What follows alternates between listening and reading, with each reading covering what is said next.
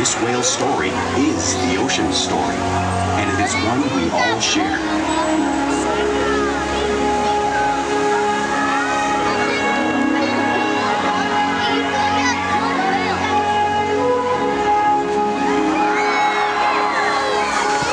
Welcome to Seaworld's Orca Encounter. My name is Ella, and I'm so honored to introduce you to this intriguing and majestic animal.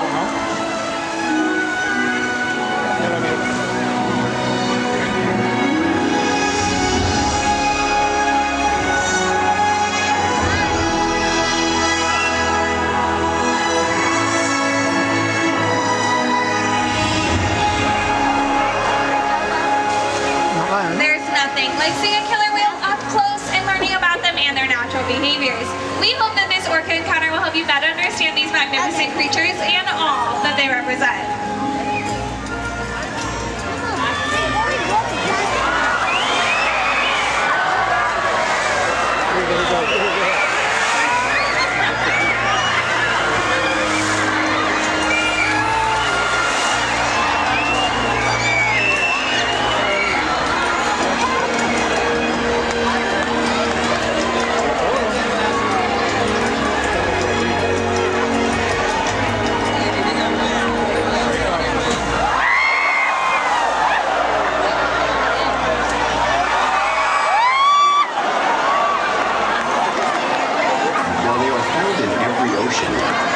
Orcas living off the coast of Iceland are quite different than those near Costa Rica.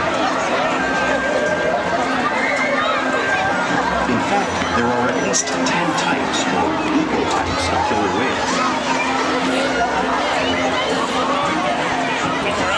An ecotype describes the differences between killer whale size, physical form, prey, social structure, and habitat. As you can see, the differences are subtle, but noticeable when compared side by side. Orcas are adapted perfectly to their environments. And even the whale's black and white coloration has a purpose. It camouflages the outline of their bodies in the water, making it easier for them to surprise and catch their prey.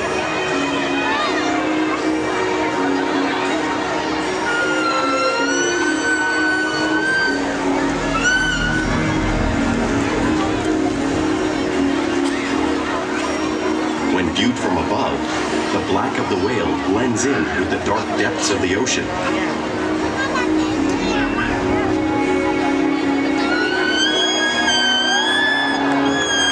When viewed from below, the orca's white bellies match the brighter surface of the water, blending with the light above, giving them the perfect camouflage.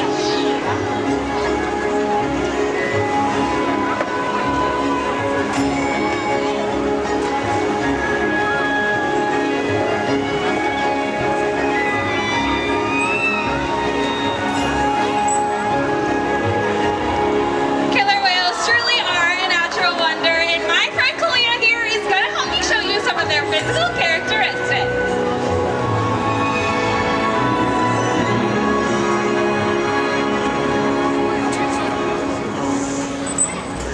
Their blowhole is perfectly designed for getting a quick breath of air at the surface of the water. Even the location of her eyes works to her advantage. It may look like those eyes are in that white oval eye patch, but that's a visual distraction. Her eyes are actually in the black area in front of that white patch, camouflage from thrashing prey.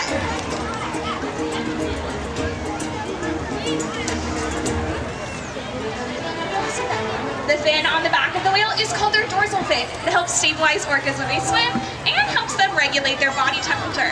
Those dorsal fins have no muscle or bone inside them, which is why you may see them curve.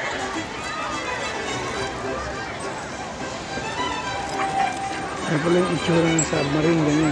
flippers on either side of the orca's body are called pectoral flippers and are mainly used for steering and stopping.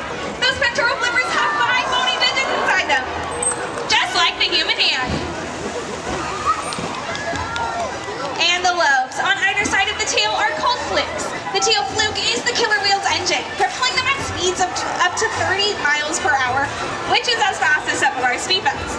But they swim the fastest and they use the most power when propelling their nearly 10,000-pound bodies all the way up and out of the water.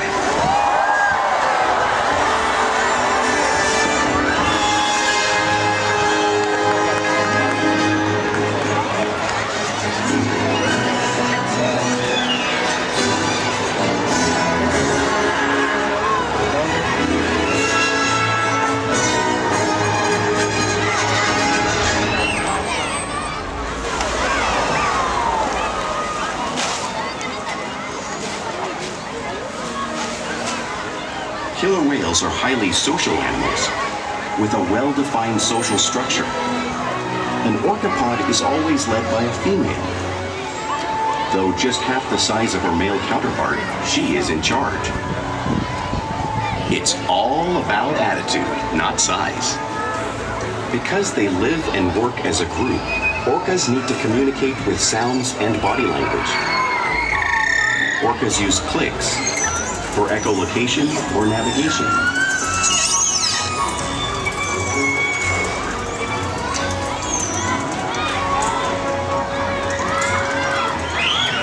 Whistles to socialize in the pod. And calls for group coordination and hunting.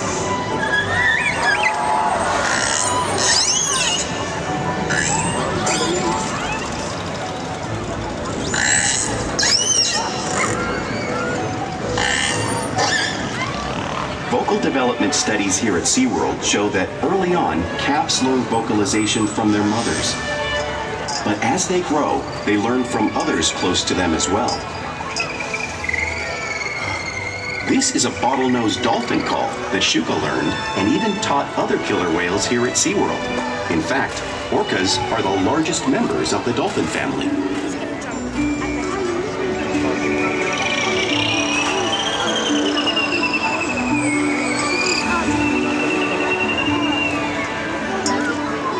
Whales here and in the wild use vocalization to communicate all the time.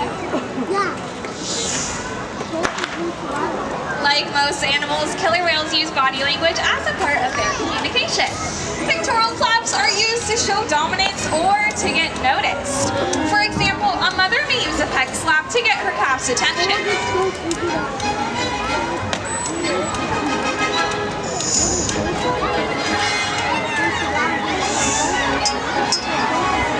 But when they really want to be heard, they reach.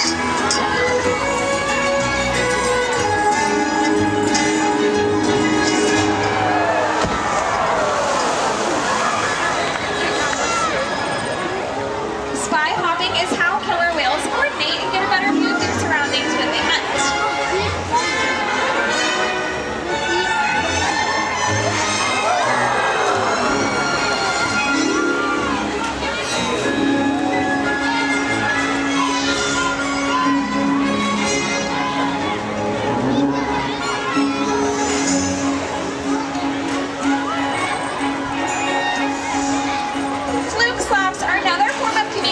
That killer whales use in the wild and right here at SeaWorld.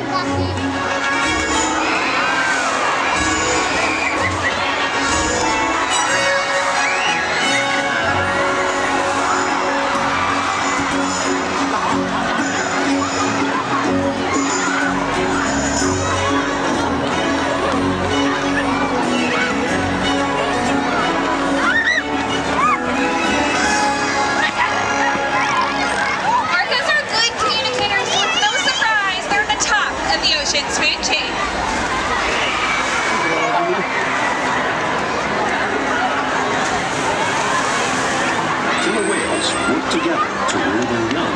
So there went Kalia, and here comes the wind. Great job, you guys! That was awesome! Good job, you guys. How'd it feel? It's pretty refreshing, huh? Now, because they live in every part of the ocean, it's no surprise that killer whales eat all types of prey, including other whales.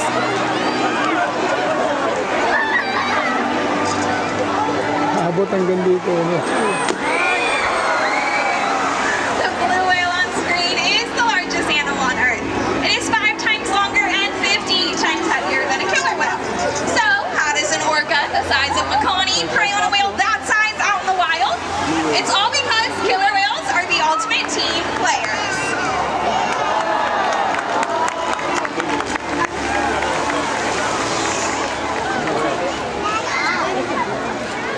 In this example, we see the larger male orcas surround a sperm whale, forming a perimeter, while the females continue to drive the whale forward until it reaches exhaustion.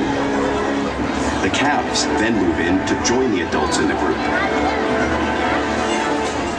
Whatever their prey, Killer whales always cooperate and hunt together, making them a highly successful predator. Tinitira nila sila yung killer whale.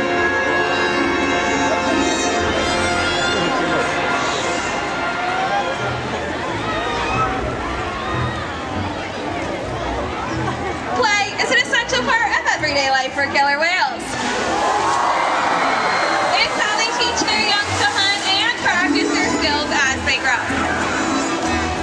Orcas spend lots of time interacting and showing off their playful sides, both in the wild and right here at Seaworld. Wala na ata yung sumasakay-sakay pa. Porpoising is when an orca swims fast at the surface, breaking out of the water just briefly.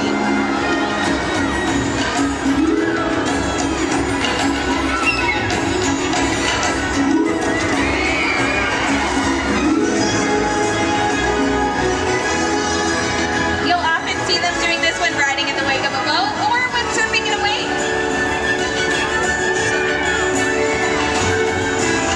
Hallelujah.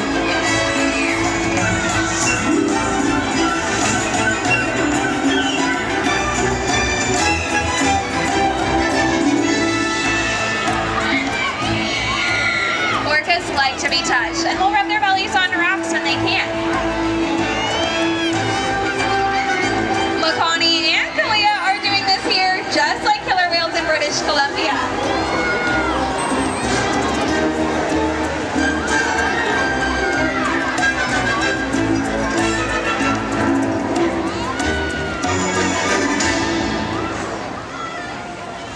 Now you'll often see whales imitating each other out in the wild. We see it here at Seaworld all the time. The whales are constantly mimicking and learning from one another.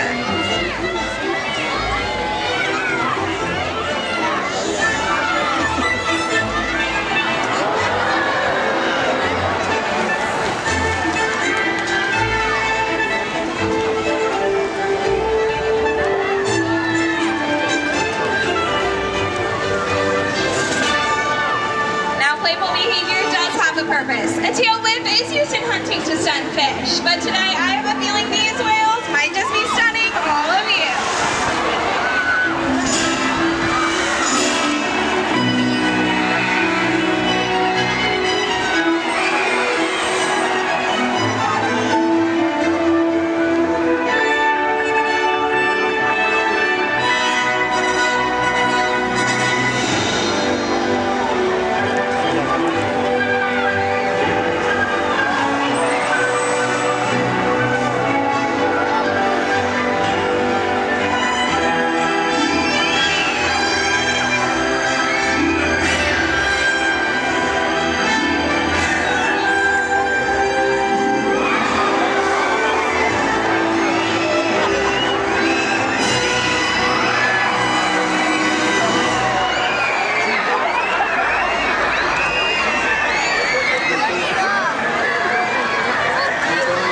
Now we engage with our whales all day, every single day, which allows us to share trusted relationships, provide optimal healthcare, research, and quality of life. The whales here play an active role in their own health and well-being. They know a variety of behaviors to help us out with their healthcare.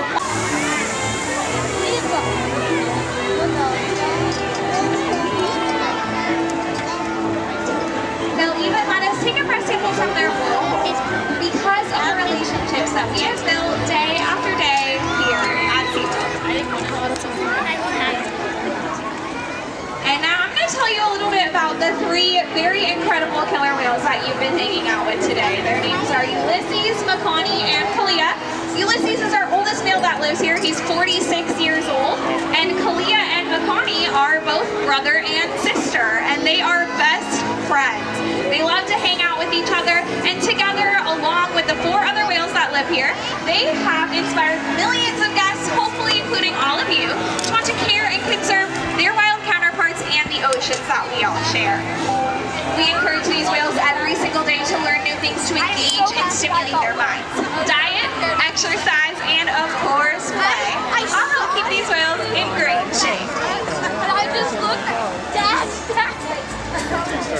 The whale Staff here at Seaworld have helped killer whales in the wild by participating in many research studies.